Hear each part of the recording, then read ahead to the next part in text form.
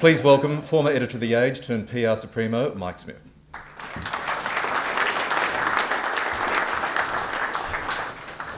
Thanks, Michael, and I've just got 4 or 5 quick points before we start naming names. I'd also like to acknowledge my fellow advisory panel members, Geoffrey Blaney and Harry Gordon. They've done a tremendous amount of work in the last 12 months. They were our first choices for this piece of work, and we were thrilled they were both happy to have their arms twisted. Geoffrey is not only a great and prolific historian, he's got a long-standing passion for the media ever since he edited Farrago in his student days at Melbourne University. He's written articles and columns for all the decent papers in Australia. We found there'd been no history book written on the media in Victoria. There are plenty of books on aspects of that history, but no whole history. And on those books on aspects of the history, Geoffrey's got a foreword in more than 2 or 3 of them.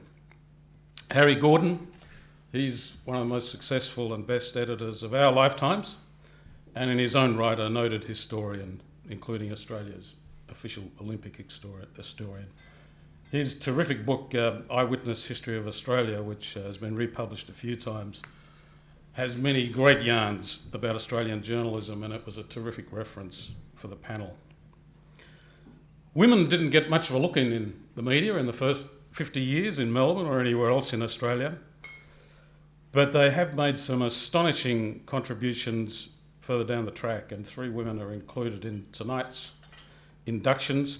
For advice on women journalists and writers, we're indebted to Dr. Patricia Clark, who's written 8 or 9 books on women in Australia, including one on women writers of the 19th century.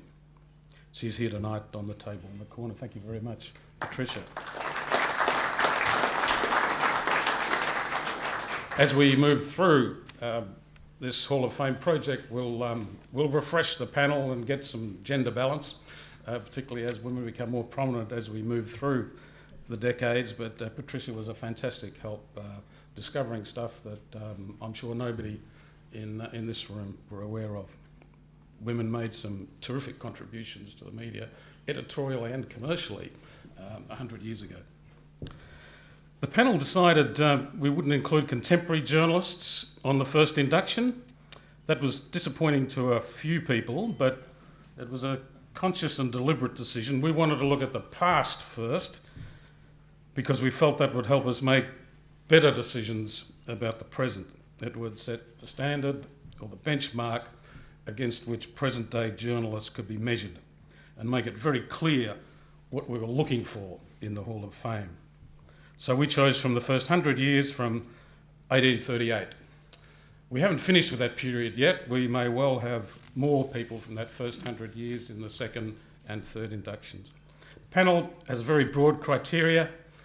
Inductees must have made a significant contribution to the craft of journalism, but also enhanced the history of the news media in Victoria.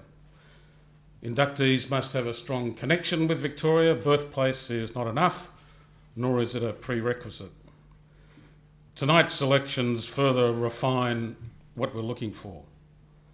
As a group, when you consider them as a group, the characteristics which bind them are leadership, courage, and innovation. Characteristics that will be just as important for today's generation of journalists and the very different challenges they face. It's also remarkable how young many of these inductees were when they established their legacies. The media has been a young person's game for much of its history, and to me that suggests that the solutions to today's huge challenges will come easier if we once again allow youth to flower. The Hall of Fame project, the core of it will be built over 3 years. There'll be 3 annual inductions, beginning with tonight. And the second year will include probably a small number of contemporary journalists, and the third year will be dominated by contemporary journalists.